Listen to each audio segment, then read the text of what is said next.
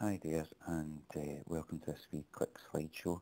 Following on from what we looked at in the lecture, we're going to have a wee closer look at some of the code that I put up on the slides, and I'll talk about it in a wee bit more detail, and hopefully it will illuminate what we were saying in the lecture. So, in this slide here we have basically a Windows program, and the interesting things that we need to have a look at here are in particular up here where we've got the include windows.h. Okay, now this include windows.h is very important because we need the information that's in windows.h, which is the definitions basically for the prototypes and functions, etc., and the various types that we have that are available to us to use in conjunction with the Win32 API. So it's very important that we have that include statement. Okay. Now, if we have a look further down in the program, down here at the actual main program, you'll remember that what we had said when we were doing C, C++ in the first couple of labs is that we only ever have one entry point in a C, C++ program, and that's normally defined as main. Okay, now in a Windows program that has been changed to being win main. Okay, it's been changed to being win main, and it has a return type of int. Okay, there's a return type of int, and you'll see that it's prefixed with this win API in front of it. Okay, and I'll explain a wee bit about that in a minute. Okay, now the int part basically means that it has a return value that's specified by the operating system. It will return a code to indicate whether the function of this win main has actually completed correctly or whether there's been an error. Okay, now the win main, the win API part here that we've got, that's very important too, because that basically changes what we call the calling convention for this function. So that really means that it changes the way in which items are placed on the memory stack, and it's quite important that this win API prefixes win main. Okay, now win main itself has 4 different parameters. Okay, and the first of these parameters is H instance, and you can see there that it's got a type of H instance. Okay, now H instance basically is a value that identifies the application for Windows, so it's like a unique identifier for our Windows program, our window in memory. So Windows itself, the operating system, will pass this into our program when it begins. Okay, now this type here, H instance itself is actually defined within the Win32 API, which remember we get access to by using this include windows.h. Okay, so that's quite important. Now the second parameter here, H instance, H prev instance, is basically a legacy from the 16-bit version. Because we're using the 32-bit version, although it's there, it will be ignored. We won't really use it. Okay. Now remember, just to recap, the H instance, the H just means it's a handle. It's a unique identifier that we have in order that Windows can identify our program uniquely. Okay, or our window uniquely. Now the third parameter that we have there is LPT string, and what that's really saying there is it's a long pointer to a string. So in essence, the type there is just a character array. Okay. Now LP command line basically allows us to pick up any extra information that's on the command line when we type the name of the program to run. Okay, and we can pull that information back and use it basically to improve our program in some way or give it special instructions on how it should execute. The final parameter in this list is int n command show. Okay, and basically what this does is this determines, it's just an integer value, and it determines how our window will be shown. Okay, it determines how our window will be shown, whether it's basically minimized, maximized, or normal. Now, these parameters are passed by the operating system into our application at runtime. So the operating system itself will generate a lot of this information for us and pass it in to our program, and then we have access to that information in order to use it. Okay.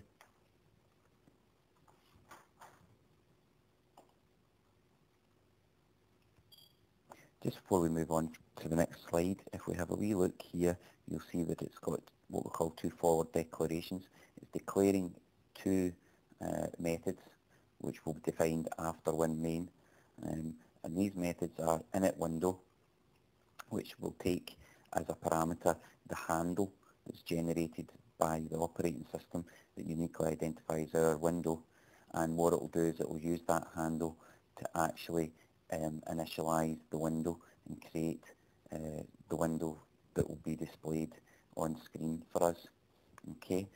The second of these methods is quite important. It's this windProc method. Okay. Now this wndproc method is what will be used in order to deal with any of the messages that are sent to our window while it's executing. Okay. Now the interesting things here are it's got this return type of lResult, which is really just a long integer. But the most important and interesting thing here is this idea of a callback, where it says callback. Okay. Now that's quite important, and I'll explain a little bit more about that on the next slide. Also notice that wndproc has 4 parameters as listed there: a handle to the window, an unsigned integer, which will be basically the message, and these wparam and lparam, which is just that extra information that we sometimes have within the Windows message. Okay, so if we go on to the next slide and have a look more closely at that wndproc. Sorry about that, I managed to click and move the slide on.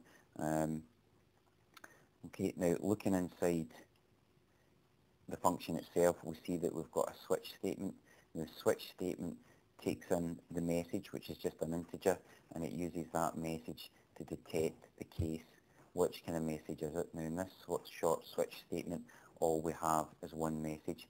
When we meet that message, we post a quick message onto the queue and we break. We essentially come out of this function altogether. Okay, so once we've done that, you can see that further down here we have a return statement, and that return statement means that if we haven't processed any messages in the queue, then we essentially have to use the default window procedure. Okay, and the default window procedure basically mops up any unwanted messages that we couldn't deal with and returns them back onto the queue. Okay, and deals with them for us, so we need to have that there. Okay. Okay, now we'll take a wee look at the window procedure. Okay, now initWindow itself is a Boolean return type, and basically it returns a value of true or false, indicating whether it could or couldn't create the window. So initWindow is used with one parameter, the handle to the window that's been generated for us when we started the program, and it will use that to actually create the window.